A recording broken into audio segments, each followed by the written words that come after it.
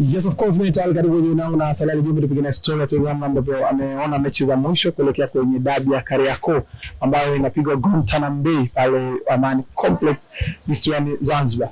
Jumbe kwema? Kwema, mambo vipi? Tuko vizuri. Mambo ni mwema. Naona jina la Amani Complex lishaanza kupotea. Watu sasa hivi wanauita uwanja wa Guantanamo Bay. Haliwezi kupotea. Haliwezi kupotea kwa muda. Kwanza ni jina la heshima. Jina la heshima kwa nchi yetu, jina la heshima kwa taifa. Haliwezi kupotea, lakini kwenye mpira unajua tena AKA imekuwa hiyo ambayo wao wanaiweka kama ambavyo Simba walianzisha kwa Mkapa atoki mtu ya. Nafikiri ni mambo ya mpira. Yule mchezo wa mwisho Simba ametoa sare dhidi ya Dodoma. Young Africans amempiga Masau Bule chuma 5 hadi Masau mwenyewe anasema hakutarajia kufunga bao 5, lakini pia Yanga wanakimbia sana tofauti na wao walipofanya analysis yao katika huo mchezo. Matokeo haya yanaongeza uzito wa namna yote kuelekea kwenye dabi ya Kariakoo. Yanaongeza uzito, ongeza ile hali ya mijadala kwamba dabi itakuwaje. Na ni jambo zuri sana kwa sababu kama unaona hivyo Yanga wameshinda bao 5 kwenye mechi ya mwisho kabla ya kucheza na watani wao, na watani wao wametoka sare. Na Simba bahati mbaya sana wanatoka mbali kutoka Dodoma. Wafike Dar es Salaam, wasafiri tena kwenda Zanzibar. Naamini watakuwa na ushovu, lakini bado kama watakuwa wanasafiri leo bado watakuwa na siku moja tilisi kupumzika na kujipanga kwa ajili ya mchezo huo, lakini ni raha zaidi kwa sababu hakuna timu italalamika kwa sababu kila timu sasa hivi imetoka kwenye mchezo siku chache zilizopita. Kwa hiyo ukizungumzia kama ile hali ya intensity, watu kwa katika ile hali ya kimchezo, kila timu itakuwa kwenye mchezo, na hii kwangu naichukulia kwamba itafanya tuwe na dabi nzuri. Matarajio yangu napozungumza dabi nzuri, mimi nazungumza dabi nzuri ya kimpira, sio dabi nzuri ya vituko. Dabi nzuri ya watu si kupigana Pepsi, si watu si kukabana, si kufanya kama ambavyo tumeona kwenye michezo hii miwili imepita ya mwisho.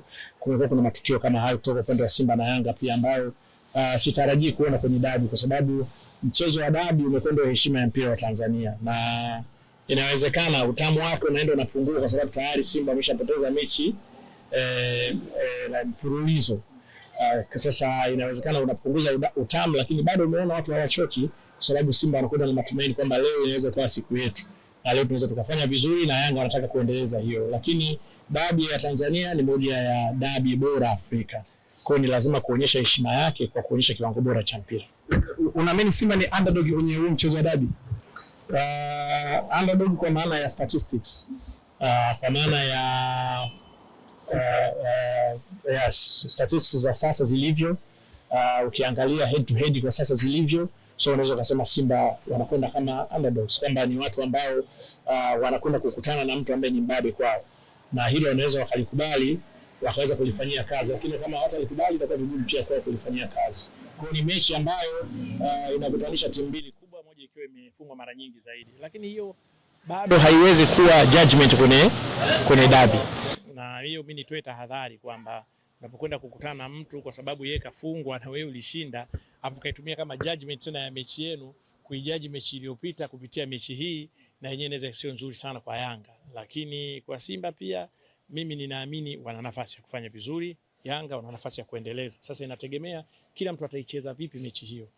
Ukiangalia kuna wachezaji wapya kutoka kila upande. Mfano ukiangalia Depo, ukiangalia Buba na huyu wa Uganda nani Okelo, lakini kwa Simba pia halikadhalika Aura, lakini nani Msenegali huyu Gwe na wengine. Bado unaona kabisa kutakuwa kuna utamu tofauti kwenye dabi na zilivyokuwa, na kutakuwa kuna judgment tofauti kwenye dabi na ilivyokuwa na watu walivyokuwa wakitarajia. Na imetokea mara chache wachezaji ambao wamekuja kwenye dabi wakafanya vizuri kabla ya dabi, lakini dabi ikawashinda, lakini wako wanafanya vizuri. Mfano kuna wachezaji ambao wameonekana hawana kitu, hawajafunga, hawajafanyaje kama okay, unaweza kushangaa ndio kwenye dabi akaibukia pale. Lakini mtu kama Gay pia ana nafasi hiyo, ana nafasi kama hiyo. Ni mechi ambayo hauwezi kujua itakuwaje, ni vigumu sana. Kwa mimi matarajio yangu kwamba tutaona mpira mzuri, kwa sababu ukiangalia hata Simba kuna changes kubwa sasa hivi kwenye uchezaji. Simba imekuwa ikicheza tofauti ukilinganisha na miezi miwili iliyopita. Kwa hiyo si mechi ya Yanga kwenda kuidharau Simba, lakini si mechi ya Simba kwenda kuiogopa Yanga.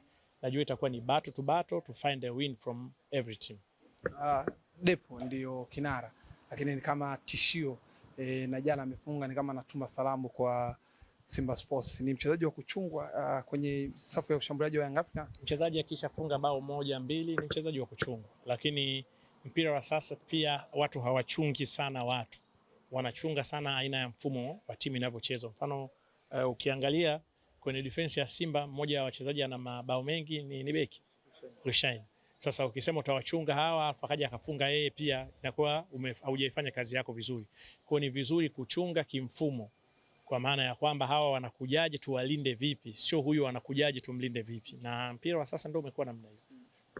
Jembe, tathmini yako baada ya mechi kupelekwa Zanzibar, kumekuwa na maneno mengi sana. Watu wanasema Zanzibar ni mbali, gharama, kila mtu anazungumza lake. Kuna wengine wanasema kuna mashabiki watakosa platform ya kwenda kushuhudia dabi ya Kariakoo. Kwako unazungumziaje? Na kama unavyojua uwanja Benjamin Mkapa una matumizi mengine siku hiyo ya mchezo wa dabi. Unajua mimi nilikuwa najiuliza, bahati nzuri wakati ya mambo yanatokea mimi nilikuwa China. Sikuweza kutoa maoni yangu na nilikuwa naangalia, nasema ukiangalia kwenye Simba na Yanga watu wanatakiwa kwenda wengi zaidi. Kwa idadi ya Amani pale watu ni wachache sana. Sasa inawezekana kwa timu labda Yanga wana interest yao ambao mimi sijui, kwa sababu wao ni wenyeji na wakao wamechagua Amani. Lakini kama ingekuwa ni kwa ushauri, maana yake Mkapa ilikuwa inatosha sana kuchezwa mechi hiyo. Na nikawa nawaza kuna kipindi fulani watu walikuwa wanasema Yanga wanapakimbia kwa Mkapa, maana yake kuja kuchezea KMC kipindi kile, unakumbuka wako Simba na Yanga wanakuja wanang'ang'aniza Simba kama wanaona Yanga wanawafuatilia pale. Lakini kwa sababu Yanga wameamua mpira uchezwe kule na wao ndio wenyeji, basi hakuna ujanja. Lakini kweli kuna watu watakosa kweli. Imagine mtu anayetoka Mwanza au anayetoka Morogoro au anayetoka Dodoma kuja kuangalia dabi hapa, alikuwa akifika Dar es Salaam kazi imeisha, lakini akifika hapa atalazimika kwenda Zanzibar kwenda kuangalia mpira. Lakini bado mimi niko upande mwingine kwamba starehe na yenyewe ni gharama. Unapoamua kuifanya lazima ukubali kugharimika. Kwa hiyo kuwafuata Simba na Yanga Zanzibar si jambo baya, pia unapata nafasi ya kutalii, kuona mazingira tofauti. You can enjoy as a party. Unajua sometimes unasafiri kwenda Dodoma kutoka Dar es Salaam, si ndio? Unasafiri kwenda huku. Kwa hiyo Zanzibar kwa sababu ni part of our country, unaweza kwenda kule kaangalia mechi. Ukiona gharama zimekuwa ni kubwa kwako, unakujipunguza kwenye ile idadi ya watu, kwa sababu na Karume na Amani inahitaji watu wachache pia. Kwa hiyo si jambo baya. Mimi nafikiri acha mechi ichezwe, na mimi ninaona wakati mwingine tunaweza tukapunguza maneno mengi ya nje uwanja tukazungumza mpira. Mimi mara nyingi unajua wakati wetu sisi kipindi kile cha kina Ndolanga, Ragi wakiwa viongozi, tulikuwa tunazungumza kelele za nje ya uwanja tu. Na kipindi kile Fati na kiongozi fulani Fati, simeshaelewa. Lakini baadaye tukaja kuchange sisi kwa kampeni maalum, mpira huu unazungumzwa wa uwanjani. Lakini nimeona mfano kama wiki 2-3 zimepita mpira umezungumzwa sana nje ya uwanja. Na mimi nikwambie ukweli, haipendezi kwa sisi watu ambao tunazungumza mpira kutumia muda mwingi sana watu kuwazungumza watu badala ya kuzungumza mpira. Na ndio maana umeniona mimi nimekuwa najiepusha sana, napenda kuzungumza mpira na matukio ya mpira. Matukio ya mpira nazungumzia kama vile ambavyo unaona wakeraga watu, nazungumzia kwamba haki za Yanga kati ya GSM na mfanyakazi wa GSM inakuaje. Najua kabisa inawakera na najua kabisa inawauzi, lakini umeniona nazungumza tu. Lakini ukiangalia hapa mimi nazungumza mpira kuhusiana na klabu ya Yanga na wadhamini wao. I don't mention people. Hata kama nitakuwa nimemtaja mtu fulani, maana yake ni kiongozi wa Yanga au ni kiongozi wa Simba, lakini sio kuzungumza watu. Kwa hiyo nimeona hapo kumekuwa kuna mazungumzo ya watu mengi sana ambao mimi naona kwangu sio ni kama yana afya ya mpira. Neno lako kwa la mwisho kwa Jonathan Soa ambaye amefukuzwa kambini baada ya kuleta vurugu, amerudishwa Dar es Salaam. Soa ni kama matukio yake ya utukutu yanaendelea kumwandaa. Yani unajua mimi nilipomwona Soa amekuja Simba, niliwahi kuzungumza siku ile. Nilipata wasiwasi sana. Lakini ukiona mchezaji dabi inakaribia, hakuwa ameitumikia timu, alafu dabi imekaribia ameanzisha kituko kwa makusudi. Mimi kwangu naona Soa ni mchezaji ambaye amekwenda pale kuivuruga tu Simba. Na Simba wanapaswa kuwa majasiri. Wakati mwingine ukiwa kiongozi haupaswi kuwa na hofu na uoga wala kuogopa kusema ukweli.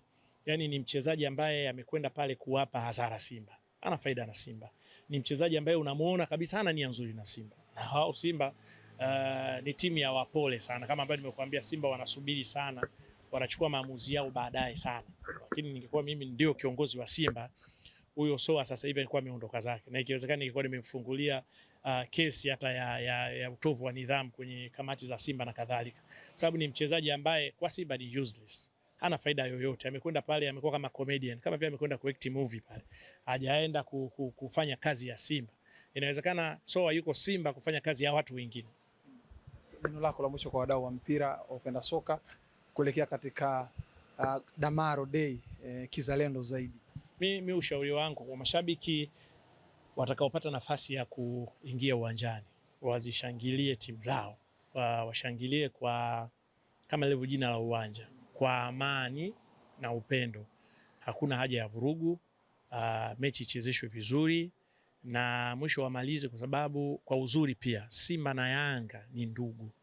Nimewahi kukuambia, tafuta familia kwa 90% Tanzania, walipo Simba ndani yake kuna Yanga. Simba na Yanga ni tunu ya nchi yetu, na ndio maana tunaweza tukazisemea, kwa sababu Simba sio ya mtu mmoja wala Yanga sio ya mtu mmoja, ni ya watu. Sasa wakimaliza kwa uzuri, wakarudi kwa uzuri majumbani, walio Zanzibar wa Zanzibar, wanaokuja bara, nafikiri itakuwa ni jambo zuri sana. Lakini ni waase pia marefari watakaochezesha huo mchezo watende haki. Ukiangalia jambo, kuna haja ya refari kutoka nje? Mimi siliamini hilo na silioni kama lina sababu sana za msingi, kwa sababu hata yule referee aliyokuja siku zile pia niliona makosa mengi tunakuwa umetokea Egypt, na is a big referee, lakini kuna makosa yalitokea, huwa yanaweza kutokea. Lakini nilikuwa natamani kuona mareferee wetu wanachezesha hizo game, lakini wachezeshe kwa haki. Ukiangalia hizo mechi paka kipindi kile analetwa referee wa nje, kuna matukio mengi sana yani ambayo yalikuwa yanafanya game ionekane, yani unajua zile penalties za Kibu, nani yule Kijili sio na kadhalika, kadi nyekundu ambazo zitakiwa kutolewa mfano kwa Hamza na kadhalika, yalikuwa matukio yaliyopitiliza. Kama sijui marefari wanakuwa wanaogopa, lakini wachezeshe mechi kulingana na sheria 17 wasitafsiri kwa usahihi zaidi. Kwa hiyo ni mechi ambayo tunatamani ishe kwa uzuri. Ukifungwa umefungwa, ukishinda umeshinda. Kama unafurahi, furahi kwa utaratibu. Kama umefungwa basi unataka kulia, lia polepole, kwa sababu ndio mchezo wenyewe wa mpira. Hauwezi kushinda kila siku na hauwezi kufungwa kila siku, hauwezi kufurahi kila siku, hauwezi kuwa na majonzi kila siku, na ndio maana mpira unapendwa na watu wengi zaidi. Kwa hiyo hicho ndio muhimu sana ambacho watu wanapaswa kukichukulia, especially watakaopata nafasi ya kwenda viwanjani kule Zanzibar, kwa maana kuwa sehemu ya uwanja au kuwa nje ya uwanja. Tuitunze amani yetu, kwa sababu Simba na Yanga ni sehemu ya kutuunganisha. Shukrani. Asante sana.